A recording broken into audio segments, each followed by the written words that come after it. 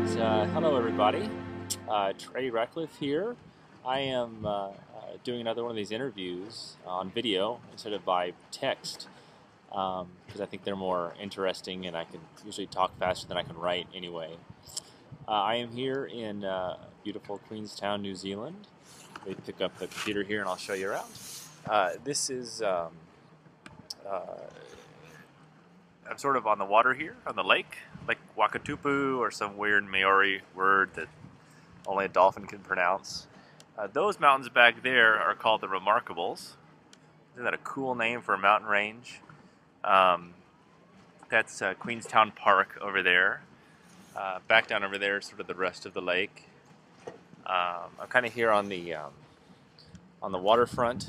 Back behind me here, you can see some Queenstown Hill and some of the docks, and there's a great chocolate place over there called Patagonia.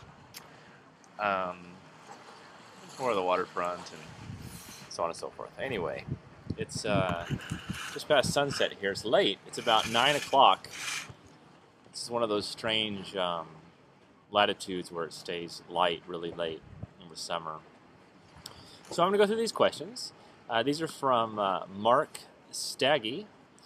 He's with Digital Photo Buzz and sent me a bunch of questions, so I'm happy to get to him here. Let's see, starting out here, it says, "Who are you?" I am Trey Ratcliffe. This is not necessarily directed at Mark or that question in particular, but I do get interview questions all the time, and I do like really kind of creative or original questions because maybe you've seen other things and you know what I've answered or what I haven't answered. So maybe throw some new stuff at me. All right, question 2. The reason I love what I do. Well, I mean, come on, it's photography, right? Who doesn't like that? And I think anyone watching this is predisposed to like photography. And I don't know. Who knows why you love what you do? It's that's part of the slippery definition of love is it's inexplicable, right? So I don't know the reason. I just like it. Who do you get your inspiration from? Well, I don't know where inspiration comes from. That's a good question. There is some sort of this invisible fount inside of me that it comes from. It definitely comes from within. It doesn't come from without. I think you can get a little bit of inspiration from other people. They can keep you going for a little while. But I think it really has to come from inside to have any real staying power and to have something really substantive. It has to be deep inside of you. Now, that doesn't mean I don't get ideas from other people. I do get plenty of ideas from all of you, from other photographers, from other artists, many artistic disciplines I get inspiration and ideas from. But it all kind of culminates, I guess, in some weird place in my head. Your photography specialty? Well, I guess HDR and landscapes. That's what I'm known for. I like all kinds of photography. I really do. But I guess my specialty, what I'm really good at, I guess, is HDR and landscapes. Who is your photo idol? I don't have one. Is that blasphemy to say? Probably. I get, like I said earlier, I get lots of ideas, and I see amazing, cool photos all the time. Now, thanks to the internet, I think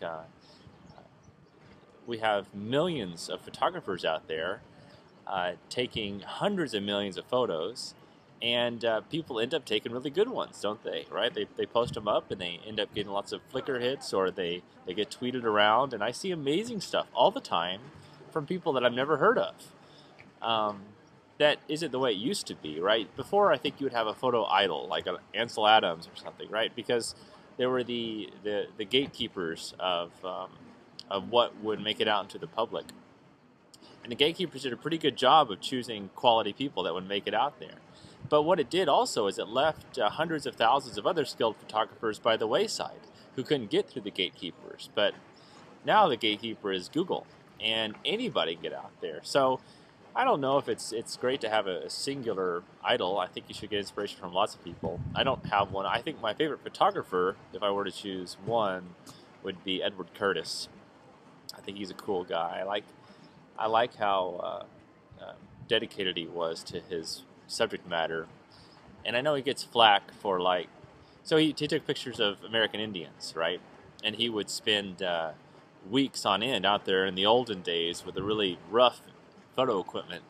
I have a lot of respect for those guys. I don't know how they did it, but he'd stay out in the bush with these Indians, and in one of the shots, there was a clock, right? A clock between two Indians inside of a teepee, and he didn't like the clock because it wasn't very Indian-ish, right? So he clone pasted it out of there, not with Photoshop or however the hell they did it back then, and so people really got onto him because he wasn't pure or whatever. I don't care, It's a picture of Indians, and if he didn't want the clock in there, he didn't want the clock in there. That's fine. Does it hurt my opinion of him at all? I think it makes him even cooler. Of course, I'm predisposed to Photoshop a thing or two. I'm making art. My favorite photography product.